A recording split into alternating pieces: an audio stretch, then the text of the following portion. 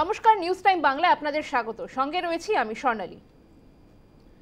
শুরুতেই যে খবরের দিকে আমরা নজর রাখবো, বিস্ফোরণে কেঁপে উঠল পাকিস্তান। বিস্ফোরণে কেঁপে উঠল পাকিস্তান। পরপর 12টি জায়গায় হামলা। মরা পাকিস্তানের ওপরে খাড়ার ঘা। একাধিক জায়গায় চলল বিস্ফোরণ। নেপথ্যে বিএলএ, এমনটাই অনুমান করা হচ্ছে। বিস্ফোরণে দিশেহারা লাহোর। মরা পাকিস্তানের ওপরে খাড়ার ঘা। একাধিক জায়গায় বিস্ফোরণ। জানা যাচ্ছে 12টি জায়গায় পরপর বিস্ফোরণ। আকস্মিক বিস্ফোরণে কেঁপে উঠল পাকিস্তান। হতচকিত পাকিস্তান। অপারেশন সিন্দুরের সুযোগ কি নিল তাহলে বালুচ লিবারেশন আর্মি? বিস্ফোরণে কেঁপে উঠল পাকিস্তানের লাহোর। এখনো পর্যন্ত যা খবর জানা যাচ্ছে, এই হামলায় 12 জন সেনা নিহত হয়েছে। লাহোরে একাধিক জায়গায় বিস্ফোরণ। এখনো পর্যন্ত অনুমান করা হচ্ছে এই হামলার নেপথ্যে রয়েছে বিএলএ। সেনার গাড়ি লক্ষ্য করে বিস্ফোরণ। 12 জন পাক সেনা নিহত হয়েছে এই বিস্ফোরণে। বিস্ফোরণে কেঁপে উঠল লাহোর। অপারেশন সিন্দুরের পর এবার পরপর বিস্ফোরণের শিকার পাকিস্তান। একাধিক জায়গায় বিস্ফোরণ। সেনার গাড়ি লক্ষ্য করে বিস্ফোরণ। নেপথ্যে বিএলএ বলেই অনুমান। আপনারা দেখতে পাচ্ছেন সেই ছবি। বিস্ফোরণে কেঁপে উঠল পাকিস্তানের লাহোর।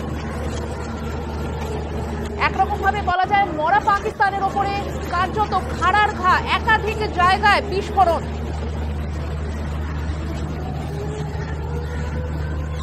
এর আগেও আমরা দেখেছিলাম বালুচ লিবারেশন আর্মি, তারা ট্রেনে হামলা চালিয়েছিল পাকিস্তানে। এরপর আবার দেখছি ভারত পাকিস্তানের উত্তেজনার মধ্যেই এই আবহে হামলা বিএলএর পক্ষ থেকে, এমনটাই অনুমান করা হচ্ছে।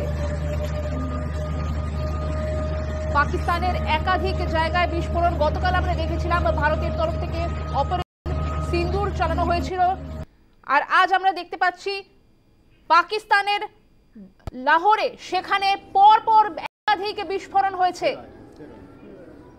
এখনো পর্যন্ত পাওয়া খবরে জানা যাচ্ছে এই বিস্ফোরণের জেরে 12 জন পাক সেনা নিহত হয়েছে। একাধিক জায়গায় বিস্ফোরণ।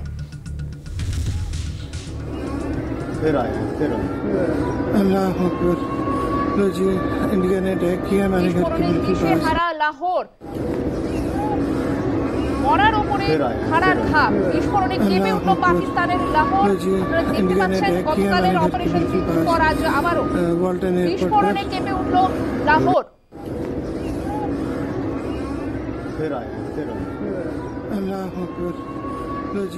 इंडिया ने अटैक किया हमारे घर के बिल्कुल पास।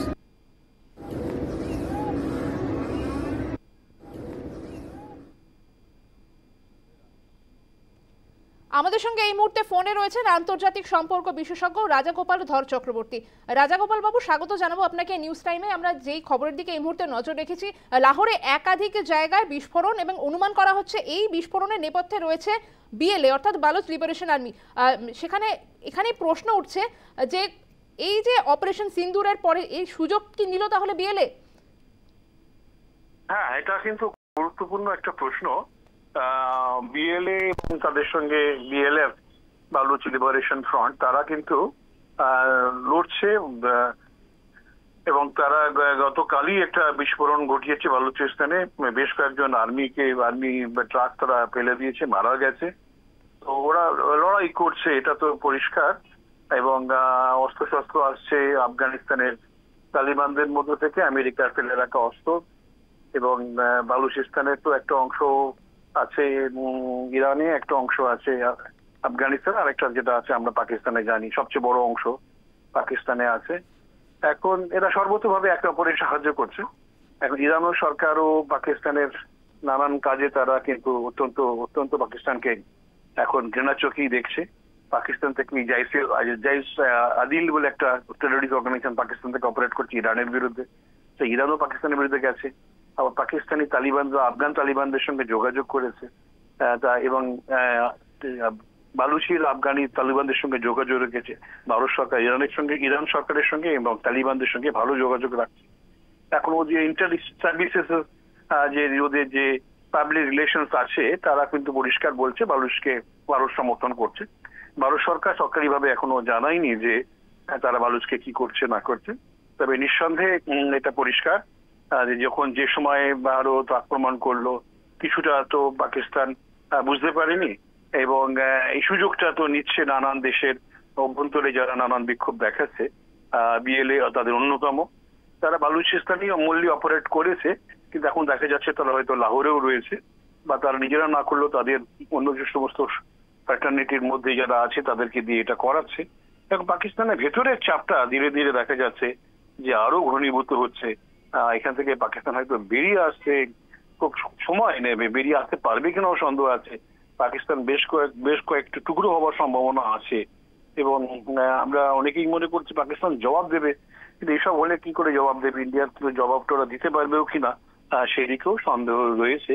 দেখা যাক, যারা অপরের দেশকে ক্ষতি করে, নিরীহ মানুষকে হত্যা করে, তাদের তো এরকম সাজাই হওয়া উচিত। ভারত পাক উত্তেজনার আবহে এই হামলা কতটা অস্বস্তি বাড়ালো পাকিস্তানের? যথেষ্ট অস্বস্তি। একই সঙ্গে বালুচিস্তানে যেটা ঘটনা ঘটেছে, আবার লাহোরের ঘটনা, দুটো মিশিয়ে পাকিস্তান তো বুঝতেই পারছে যে দেশের ভিতরেও একটা বিরাট বিক্ষোভ রয়ে গেছে, এবং এই জায়গায় দাঁড়িয়ে ভারতবর্ষের পহেলগাঁওয়ে গিয়ে সাধারণ মানুষকে মেরে আসাটা সঠিক হয়নি। তারা যদি বুঝতো যে দেশের ভেতরকার সমস্যাটা এত রয়েছে, এখন বিদেশে এসব করা ঠিক হবে না, বোঝেনি।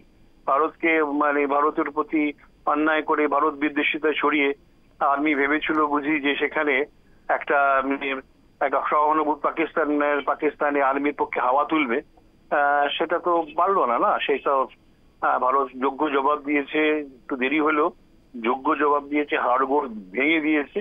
এখন পাকিস্তান বলছে যোগ্য জবাব দেবো, আমরা বসে আছি কি জবাবটা দেয়। যদি না দিতে পারে বোঝা যাবে যে ওদের মনোবল তো ভাঙবেই, ওদের সাহায্যে যারা চলছে এমনকি বাংলাদেশেও, এখানেও তাদের মনোবল ভাঙবে। হ্যাঁ, অনেক ধন্যবাদ আপনাকে। আমাদের সঙ্গে ফোনে ছিলেন আন্তর্জাতিক সম্পর্ক বিশেষজ্ঞ রাজাগোপাল ধর চক্রবর্তী।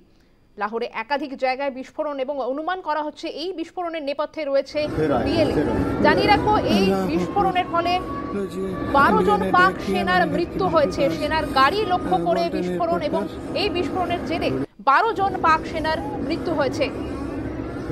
অপারেশন সিন্দুরের সুযোগ নিল বিএলএ, উঠছে প্রশ্ন। इंडिया ने अटैक किया, मैंने